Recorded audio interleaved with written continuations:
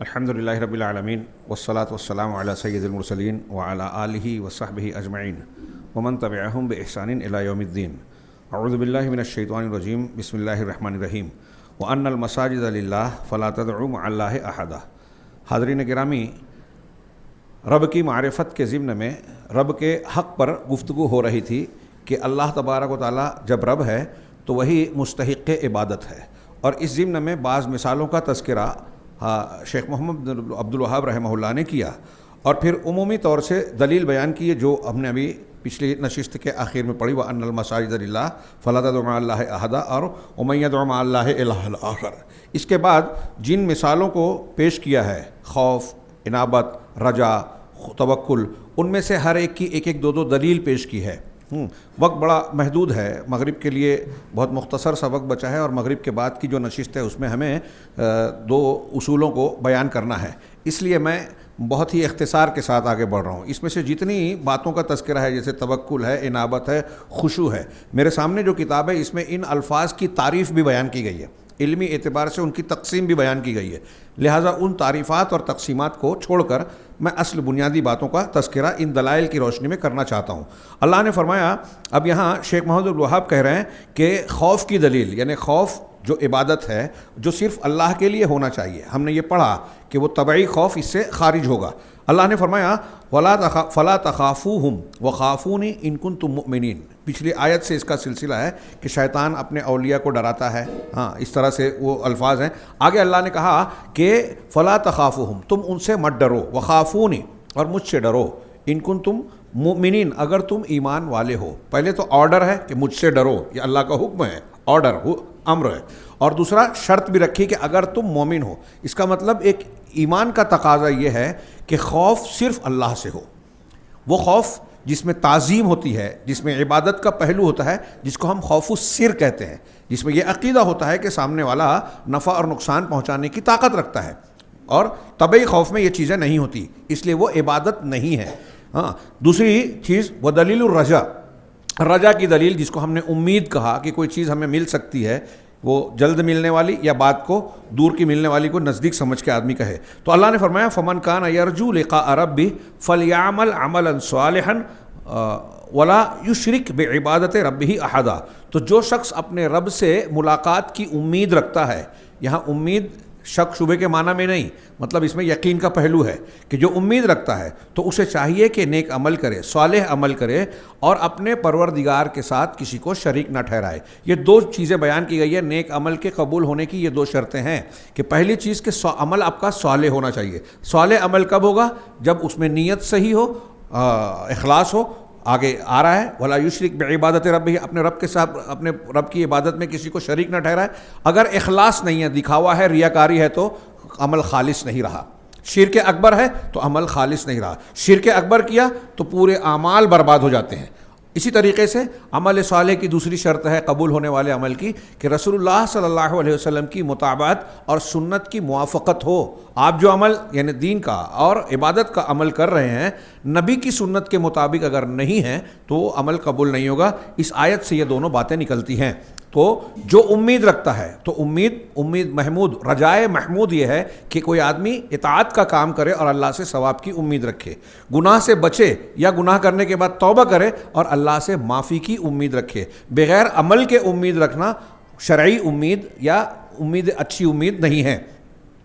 اسی طرح توکل کی امید، توکل دل میں بھروسہ رکھنا. یہ عمل، یہ عبادت قلبی ہے، اور توحید کا اعلیٰ مقام ہے کہ آپ کا ایمان اللہ پر جتنا مضبوط ہوگا، اللہ پر بھروسہ اتنا اونچا اور مضبوط ہوگا. چنانچہ اللہ نے فرمایا وَمَن يَتَوَكَّلْ عَلَى اللَّهِ فَهُوَ حَسْبُهُ. جو اللہ پر بھروسہ کرتا ہے تو اللہ اس کے لیے کافی ہے، اللہ اس کے لیے کافی ہے. یہ توکل کے طور پر توکل کی دلیل دی، اور بھی دلیلیں ہیں. اسی طرح رغبت اور رہبت کی. رغبت ہم اردو میں بھی استعمال کرتے ہیں، کسی چیز کی طرف شوق رکھ کے اس کی طرف مائل ہونا، آگے بڑھنا.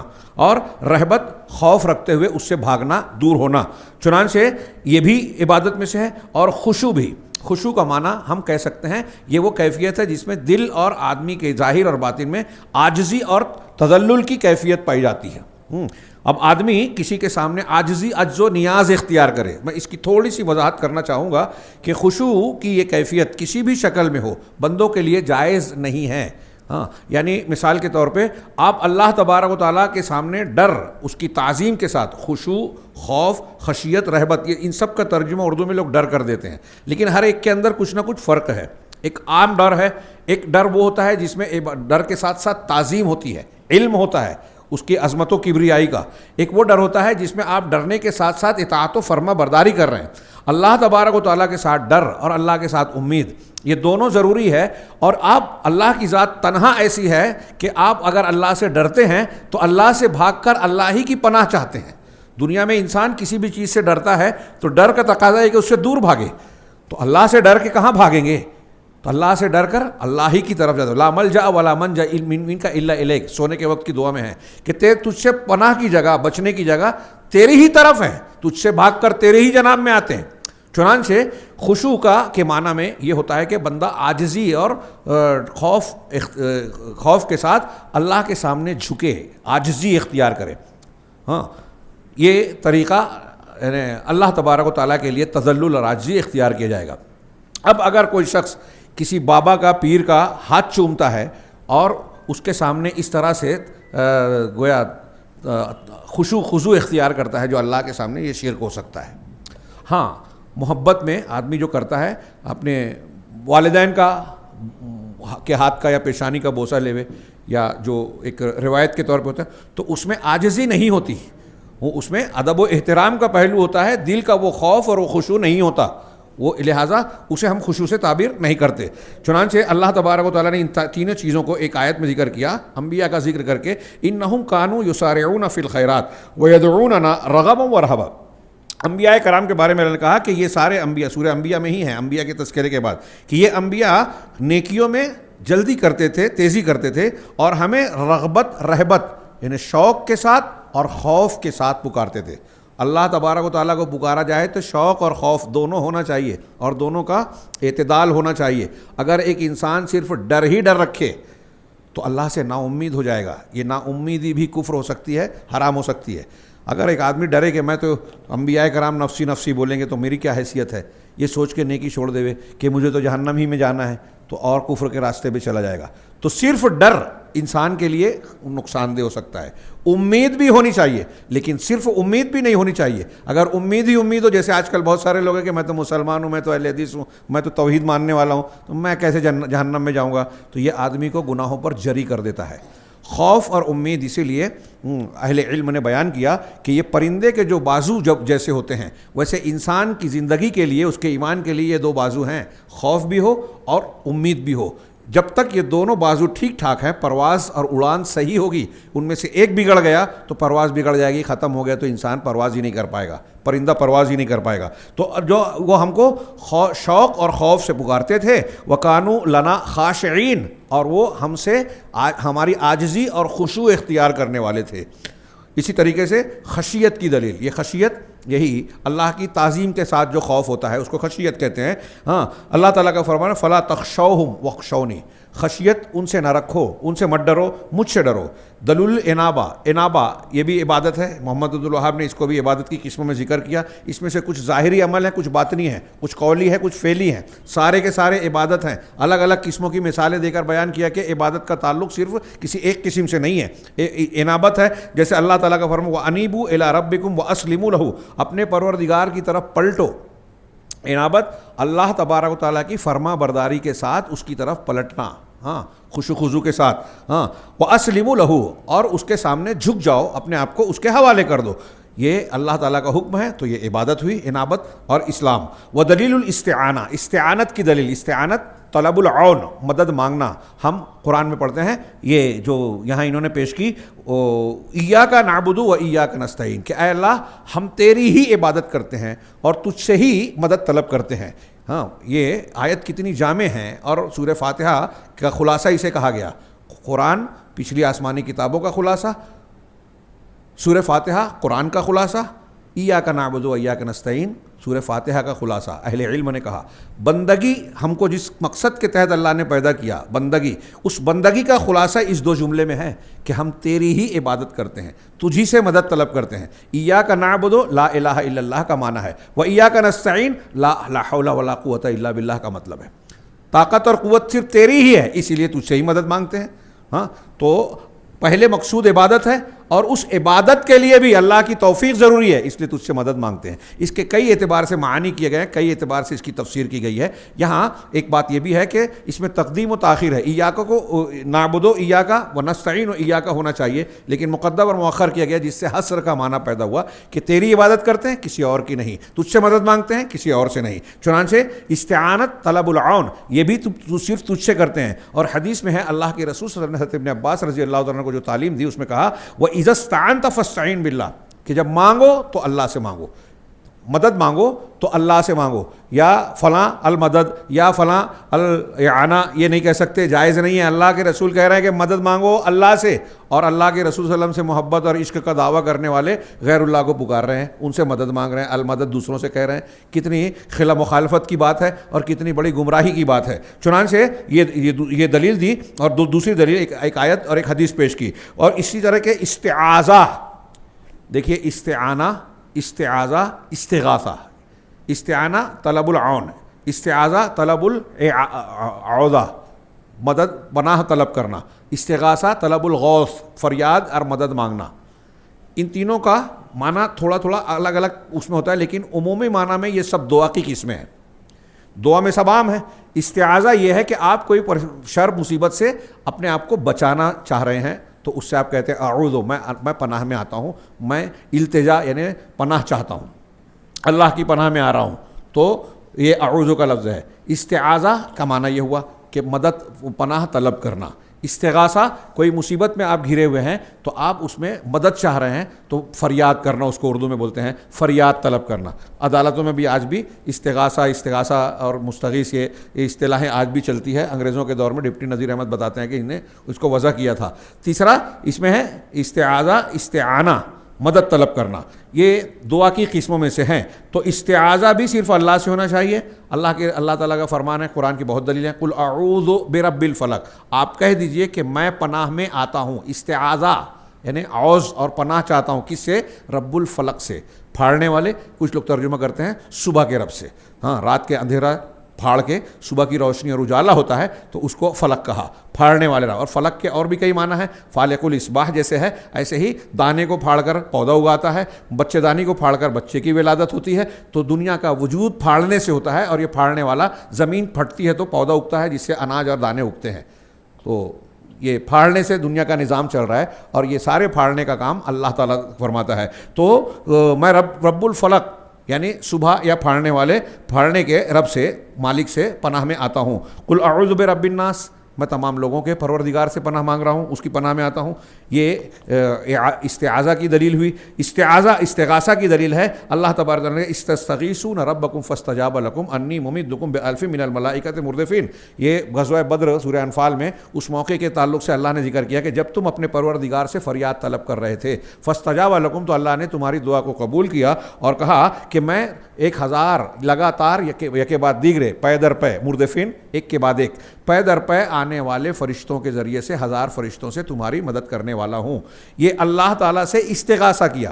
ہاں، لیکن جیسا کہ میں نے ابھی تقسیم کی مختلف، کہ جس چیز کی طاقت مخلوق رکھتا ہے اگر اس سے کوئی مدد مانگی جائے تو یہ جائز ہے، جو زندہ ہو، موجود ہو، طاقت رکھتا ہو تو، اور اس کو سبب مانا جائے۔ چنانچہ استغاثہ میں بھی یہی بات ہے۔ حضرت موسیٰ علیہ السلام کے واقعے میں سورہ قصص میں اللہ تبارک و تعالیٰ نے موسیٰ علیہ السلام کی قوم اور ایک فرعون کی قوم کے دو لوگوں کا جھگڑا ہوا، تو جب موسیٰ علیہ السلام گزرے تو اس کا ذکر کرتے ہوئے اللہ نے کہا فاستغاثہ الذی من شیعتہ، کہ جو حضرت موسیٰ کے گروہ سے تھا اس نے حضرت موسیٰ سے فریاد طلب کی، استغاثہ کیا، ہاں، علی الذی من عدوہ، اس شخص کے خلاف میں جو ان کے دشمنوں میں سے تھا، یعنی فرعون کے قبطیوں میں سے تھا۔ فوقدہ موسیٰ نے انہیں گھوسا مارا، فقضى علیہ، تو ان کا کام تمام ہو گیا، وہ مر گیا، اس کا کام تمام کر دیا، یہ غلطی سے اس کا قتل ہو گیا تھا۔ تو آگے آیت ہے، تو یہاں دیکھیے استغاثہ موسیٰ علیہ السلام سے کیا، تو یہ بندے سے استغاثہ ہے اس چیز میں جس کی وہ طاقت رکھتا ہے۔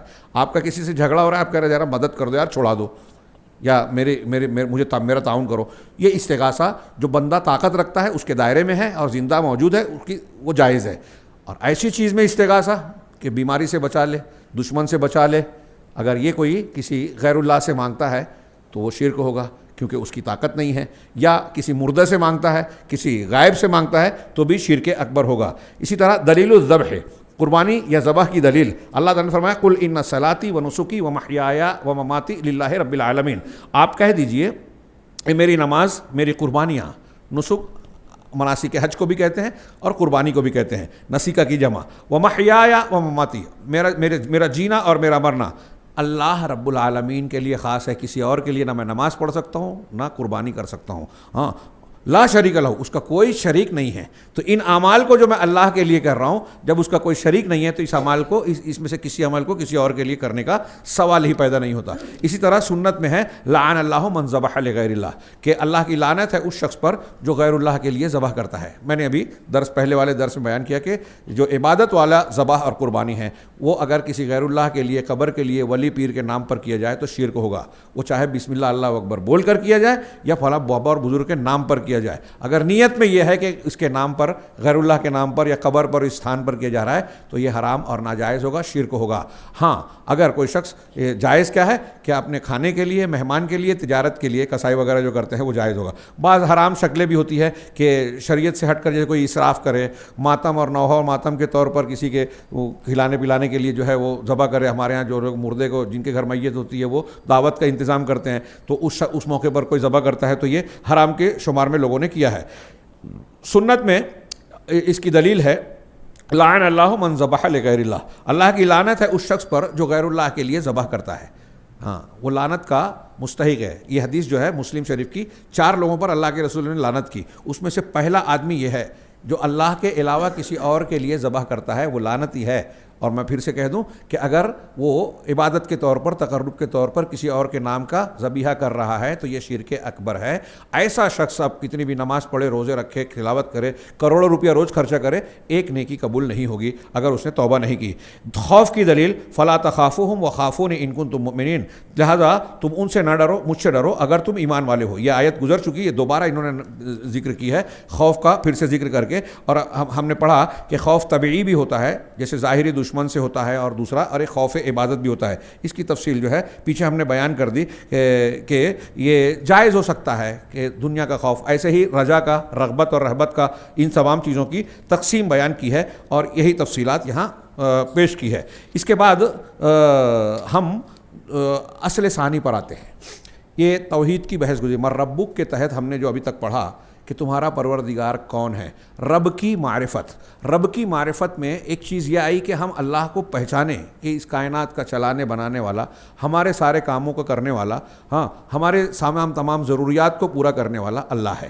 اور جب اللہ کے کاموں کو جانا تو ساتھ ہی ساتھ خود بخود لازم و ملزوم کے طور پر, لازمی تقاضے کے طور پر وہیں یہ بات جڑ گئی کہ جب وہ سب کچھ کرنے والا رب ہے تو اس کا حق کیا ہے. رب کی معرفت اس کے حق کی معرفت سے جڑ جاتی ہے, اور اس کا حق یہ ہے کہ ہم صرف اسی کی عبادت کریں.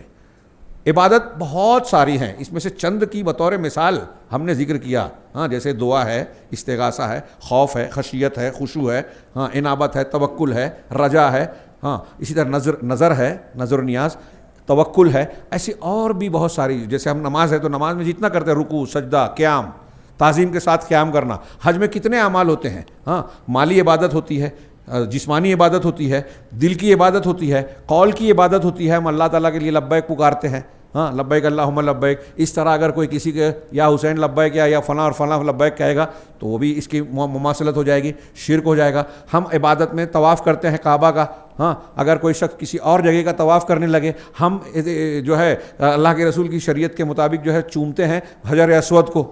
اگر کوئی شخص اس عقیدے سے, جیسے اس کو تبرک اور دین سمجھ کر, عبادت اور اجر و ثواب کا ذریعہ سمجھ کر جو حجر اسود کو چوما جاتا ہے, اگر اس طرح کسی اور کو چومتا ہے, کسی شخصیت کو, کسی پیر صاحب کو, ان کے ہاتھ کو, ان کی قبر کو, ان کے کسی فوٹو کو, تصویروں کو, یا ان کے نالین شریفین یا کچھ کسی اور نام سے بول دیا ہے کہ یہ فلاں چیز ہے, یہ فلاں کا کپڑا ہے, یہ فلاں کا لباس ہے, یہ فلاں کا جوتا ہے, یہ فلاں کی چڈی ہے, یہ فلاں کی قمیص ہے, اور اس کو کوئی چومے, تو یہ شرعاً جائز نہیں ہوگا. ہاں, حرم میں حرم میں حجر اسود کو بوسہ دیا جاتا ہے، رکن یمانی کو بوسہ نہیں دیا جا سکتا. وہاں جس کو جو کرنا ہے. اب ہمارے یہاں بہت سارے حجاج اور معتمرین جاتے ہیں مقام ابراہیم اور فلاں کو، وہاں لوگ کہتے ہیں حاذ بدع یا حاج حاذ بدع، یہ مانتے ہی نہیں ہیں. ہاں لوگ جا کے ایسے مقامات پر جہاں صحابہ نماز نہیں پڑھتے وہاں نماز پڑھتے ہیں، قبروں پہ نماز پڑھتے ہیں، کیا کیا کرتے ہیں. تو خیر عبادات کے لیے یہ ضروری ہے کہ جتنا اور جو رسول اللہ صلی اللہ علیہ وسلم نے بتایا ہے اس کو اختیار کیا جائے. ہاں یہ ہوا اللہ کے حق کا حصہ کہ جو بتایا جو اعمال عبادات کے ہیں وہ صرف اللہ تبارک و تعالیٰ کے لیے کیا جائے. ہم شروعات کر دیں دوسری اصل کی. ہاں نماز کے بعد اس کو کنٹینیو کریں گے. ہاں کہ الاصل الثانی، پہلی اصل تھی رب کی معرفت، جو قبر میں سوال ہوگا من ربک. دوسری اصل معرفت و دین الاسلام بالادلہ، یا محمد عبد الوہاب کی عبارت پڑھ رہا ہوں، معرفت و دین الاسلام بالادلہ ہاں ہوا الاستسلام للہ بالتوحید والانقیاد لہ بالطاعہ والبراءۃ من الشرک واہلہ. یہ جو میں نے جملہ پڑھا، پہلا جملے کا مطلب ہوگا کہ اسلام، دین اسلام کی معرفت ادلہ کے ساتھ، دلائل کے ساتھ. شرع میں اہل علم نے بیان کیا کہ دلائل کی تفصیل کے ساتھ جاننا یہ علماء اور طلباء کا کام ہے. عام آدمی ان دلائل کو تفصیل سے نہیں جانے گا. ہاں لیکن یہ جو انہوں نے شیخ محمد الوہاب نے بالعدلہ کہا اور شارح کہہ رہے ہیں کہ دلائل جاننے کی ضرورت نہیں، بس اتنا کافی ہے عام آدمی کے لیے کہ یہ واجب ہے، یہ فرض ہے، یہ سنت ہے، مباح ہے. میں اسے صحیح نہیں مانتا. انہیں جو کہہ رہے ہیں ٹھیک ہے اتنا جان لینا کافی ہے، لیکن دین اسلام کی حقانیت اور اسلام کی جو تعلیمات ہے اس کی بنیادوں کو اگر کہیں اختلاف پایا جاتا ہے تو وہاں دلیل سے اسے جاننا. اگر آپ نہیں جان سکتے تو علماء کے ذریعے سے سیکھنا سمجھنا یہ فرض ہے. یہ میں ایسا مانتا ہوں. ہاں کئی جگہوں پر خاص طور سے عقائد میں خود مقلدین کے یہاں یہ اصول ہے. میں کوئی طنز و تاریخ کے طور پر نہیں کہہ رہا ہوں، آپ جان سکتے ہیں، دلائل کھنگال سکتے ہیں. حنفی شافعی یا مقلدین جو ہیں حنبلی مالکی، ان کے یہاں بھی یہ اصول ہے کہ عقیدے میں تقلید نہیں چلے گی. میں نے اس سے پہلے بیان کیا ہے. اللہ نے عالم ارواح میں انسانوں کو، روحوں کو نکالا اور پوچھا کیا میں تمہارا رب نہیں ہوں؟ سب نے کہا. تو آگے اللہ نے وجہ بتائی کہ یہ کیوں کیا ہم نے، تاکہ تم قیامت کے دن یہ نہ کہہ سکو کہ ہم کو معلوم نہیں تھا، ہم غافل تھے. یا یہ بھی نہیں کہہ سکو کہ ہمارے باپ دادا شرک کرتے تھے، ہم ان کے بعد ان کی ذریت تھے، ان کے نقش قدم پر چلے تو ان کے عمل کی وجہ سے ہم کو کیوں برباد کر رہا ہے، ہلاک کر رہا ہے. تو یہ دونوں جواب قیامت کے دن عقیدے میں نہیں چلے گا، توحید میں نہیں چلے گا کہ مجھے معلوم نہیں تھا، نہیں چلے گا. باپ دادا کرتے تھے اس لیے کیا، نہیں چلے گا. یعنی نہ جہالت کا عذر چلے گا نہ تقلید کا عذر چلے گا. تو عقائد کے سلسلے میں تو یہ بات نہیں کہہ سکتے. یعنی مطلب یہ کہہ رہے ہیں، یعنی جو انہوں نے کہا کہ صرف اتنا کہ یہ جائز ہے نا، احکامات کے سلسلے میں بعض تفصیل کے سلسلے میں یہ بات درست ہے کہ ہم قابل اعتماد علماء جو قرآن و حدیث پر عمل کرتے ہیں، اللہ کا ڈر رکھتے ہیں، ہاں ان سے پوچھتے ہیں. اب اگر یہاں بھی یہ کافی نہیں ہے کہ آپ نے ایک عالم سے پوچھا اور وہ کچھ بھی جواب دے رہا ہے، پوری دنیا اس کے خلاف کر رہی ہے اور آپ بولتے ہیں کہ نہیں میں تو ان کی تقلید کرتا ہوں اس لیے اسی کی مانوں گا، یہ چلے گا نہیں. اگر آپ کو نظر آ رہا ہے کہ ایک مسئلہ آپ نے پوچھا، ایک عالم نے اس کا جواب دیا اور 4 علماء اس کے خلاف کہہ رہے ہیں، تو آپ اپنے طور سے جو آپ کی طاقت ہے تھوڑی سی تحقیق کریں. 4 علماء سے پوچھیں ٹھیک ہے آپ کہہ رہے ہیں تو آپ کی کیا دلیل ہے، آپ کہہ رہے ہیں تو آپ مجھے سمجھائیے کہ صحیح کیا ہے. تو آپ جب 4 علماء سے پوچھیں گے نا تو آپ کو سمجھ میں آ جائے گا. اور اگر اس کے بعد غلطی ہو رہی ہے آپ کی تو چونکہ آپ نے کوشش کی اس لیے اللہ کے یہاں امید ہے کہ آپ معاف کر دیے جاؤ. تو یہ دھیان رکھیں. ہمارے یہاں میں ایسا مانتا ہوں کہ بہت سے اہل حدیث علماء بھی اس سلسلے میں کہیں نہ کہیں کچھ بیان کرنے میں کمزوری اور کمی رکھ جاتے ہیں، جس کی وجہ سے غلط فہمی ہوتی ہے. ہاں ہمارے یہاں کچھ ایک پرانے علماء کچھ کہتے ہیں کہ بھئی بعض امور میں جاہل آدمی ان امور میں تقلید کرے گا، تو وہ کون سی تقلید کرے گا، اس کی کیا تفصیل ہے، اس کو چھوڑ کر لوگ لفظوں کو پکڑ لیتے ہیں. تقلید میں بھی قسمیں ہیں. ایک یہ ہے کہ جیسے میں نے ابھی بیان کیا، ہاں کچھ لوگ دلائل سے پوچھنے کو بھی تقلید کہتے ہیں، تو وہ اصطلاحی تقلید نہیں ہے. ہاں اور ایک آدمی کو لازم پکڑنا اور کئی لوگوں سے پوچھنا یہ بھی فرق کرتا ہے. خیر وہ تفصیل اپنے مقام پر. تو پہلی بات کہ دلائل کے ذریعے سے دین اسلام کی معرفت، مر ربک کے بعد ماں دینوں کو والا سوال قبر میں ہوگا. ہاں تمہارا دین کیا تھا. تو اب کیا سارے مسلک کے لوگ کہہ سکتے ہیں کہ میرا دین اسلام ہے؟ جی آج کل یہ دعوت بہت چل رہی ہے. اور روافظ کی جو قرآن کو نہیں مانتے، جو رسول کو رسول کی طرح نہیں مانتے، جو اللہ پر اس طرح ایمان نہیں رکھتے جو قرآن حدیث والے رکھتے ہیں، صحابہ رکھتے تھے، جو متا کے قائل ہیں، تقیہ کو دین کہتے ہیں، جھوٹ بولنے کو اسلام بولتے ہیں، ان کی تائید ہمارے بہت سارے مسلمان کر رہے ہیں، پیشین گوئیاں کر رہے ہیں، بڑے بڑے مولوی صاحب، ہاں وہ نعمانی صاحب اور فلاں صاحب اور فلاں صاحب، حسینی صاحب، صاحب تائید کر رہے ہیں، ملنے جا رہے ہیں اور دوسروں عوام کو دھوکہ دے رہے ہیں، اور ہم بولیں تو کہتے ہیں کہ یہ فرقہ واریت پھیلا رہے ہیں۔ دین پڑھا ہے آپ نے؟ یہ دلیلوں سے اگر جانتے ہیں نا، یہ جو سبق ہے، میں بولتا ہوں بڑے بڑے علماء کو یہ اصول ثلاثہ پڑھنے کی ضرورت ہے، بہت سارے علماء کو۔ تو پھر یہ جو ہمارے جو چلتے پھرتے جو سوشل میڈیا پہ سرگرم ہمارے جاہل نوجوان ہیں، ان کے لیے کتنی ضرورت ہے، اندازہ لگا سکتے ہیں، جن کے پیچھے یہ چل رہے ہیں وہ جاہل ہیں، ہاں تو ان کا کیا حال ہے۔ ہاں گھنٹے اذان کا وقت ہو گیا، ہاں یہ 1 منٹ میں کہ صرف اس کو میں دہرا دوں کہ پہلے جملے کے بعد جو دوسرا جملہ انہوں نے کہا وہ اسلام کی تعریف ہے کہ هو الاستسلام للہ بالتوحید، توحید کے ساتھ اپنے اللہ کے سامنے جھک جانا۔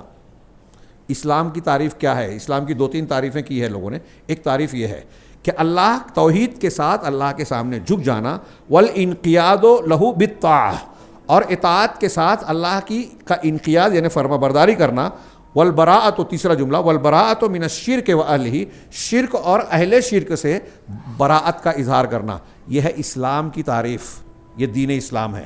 نماز کے بعد انشاءاللہ اس کی تفصیل میں جائیں گے۔ اللہ رب العالمین ہمیں خیر کی توفیق دے۔